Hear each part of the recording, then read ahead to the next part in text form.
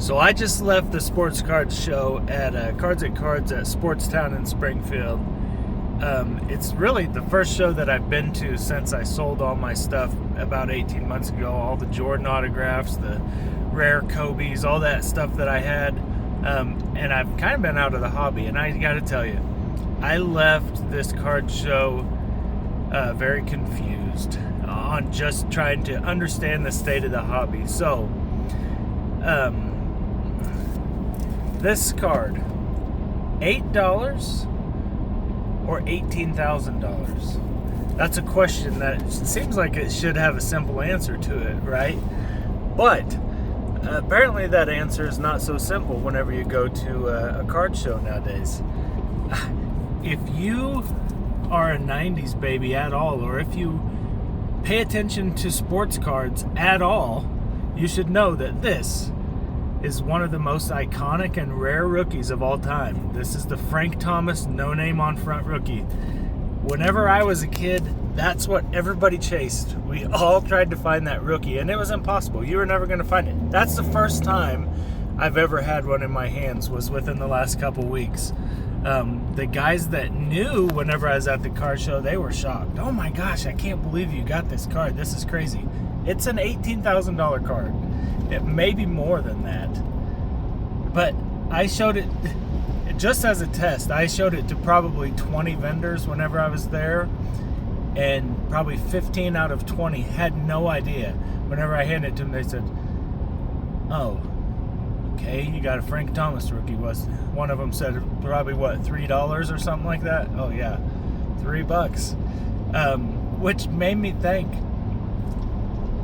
what is everybody, if you're a vendor set up at a card show and you don't know one of the most iconic cards of all time, what are you doing?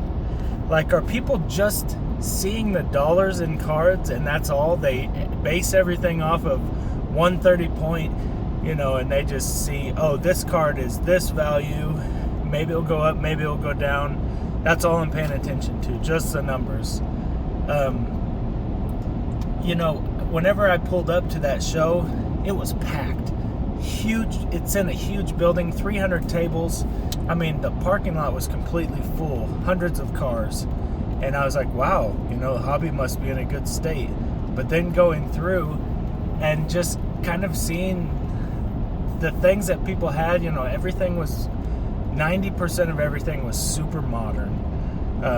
Cards that have came out in the last couple years, tons of TCG stuff.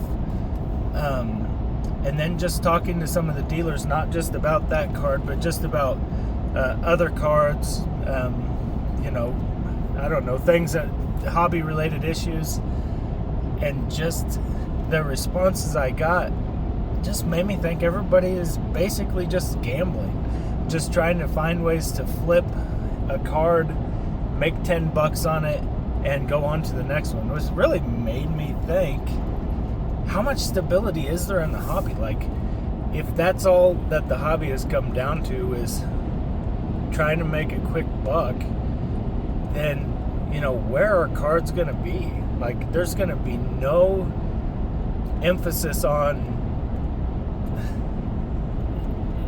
any of the things that I value in the hobby, I guess, which is, having players that you like, finding cool card sets, finding the rare cards of players maybe that you've never seen. It just does not seem like that's the direction that the hobby's headed now. It just seems like, just people love to gamble. That's why they love to break boxes. There were several influencers there that were trying to record content, trying to flip stuff and look cool and everything, but that's kind of I guess that is 90% of the direction of the hobby. It was just weird. It was weird to me. I'm very curious to hear your opinions. Whenever you see that card, did you think $8 card? Or did you think, wow, that's an iconic card worth thousands of dollars? And do you care? Do you care about historical cards in the hobby? Does this card mean anything to you? You know, do you value things that other collectors valued for decades, or do you just value the things of modern times? And, you know, just your thoughts on the hobby. I want to get back into it. I love cards, but I don't want to, you know, if I'm going to gamble, I'll just spend all my money on lottery tickets. Eventually I'll hit one of those that's worth, you know, thousands of bucks. Probably do better than I would on cards. But let me hear your takes on the hobby. Take care.